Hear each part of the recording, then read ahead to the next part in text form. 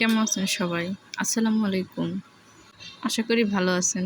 আজকে শাশুড়ি খাবার পাঠিয়ে দিল।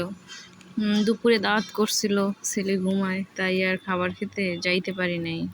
যাই হোক, ছেলেও না খাইয়া ঘুমাইছে, তাই ছেলের জন্যও খাবার দিচ্ছে। একই সাথে মা ছেলের খাবার আর কি। তো এই তো কচুর তরকারি চিংড়ি মাছ দিয়ে রান্না করছে। সবাই নাকি খাইয়া ফেলছে। ছেলের বউদের বেলায় সবসময়ই থাকে না কিছু। থাক, তারপরও খাবার খেয়ে নিচ্ছি, ভালোই হয়েছে। আর দিছিল 2 পিস রান, বলছিল একটা আমি খাই যেন আর একটা ছেলে খায়।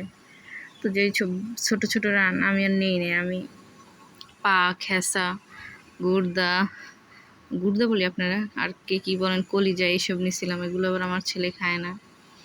তো এই যে ছেলের জন্য 2 পিস রান, 2 পিস আলু আর একটু ঝোল রেখে দিই। তারপরে আমি একটু ওই যে হাড়ের মধ্যে মাংস লেগে আসছিল, সেটা দিয়ে খাইছিলাম। মাশাআল্লাহ, দেশি মুরগি তো, খাবারটা অনেক মজা হয়েছে।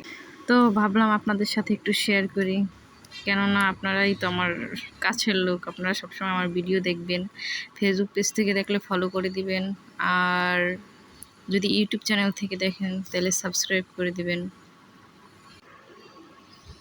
এই তো খাবার খাইতেছে, ওদিকে ছেলে ঘুমাচ্ছে। তো যাই হোক, এগুলো নিয়ে কখনো অভিযোগ করবেন না। অভিযোগ করলে আবার দেখা যায় সেটা আপনার উপরেই পড়বে, যে আসলে বউরাই ভালো না, সবসময় বউরাই খারাপ হয়। এই তো সবশেষে একটুখানি ডাল নিয়ে নিলাম, একটু ডালও দিছিল, তো ডালটা নিয়ে নিলাম। ভাবলাম একটু ডাল দিয়েও খেয়ে নেই। মাশাআল্লাহ, খারাপ না, ভালোই ছিল সব মিলিয়া। সবাই ভালো থাকবেন, সুস্থ থাকবেন, আর আমাদের ভিডিও দেখবেন।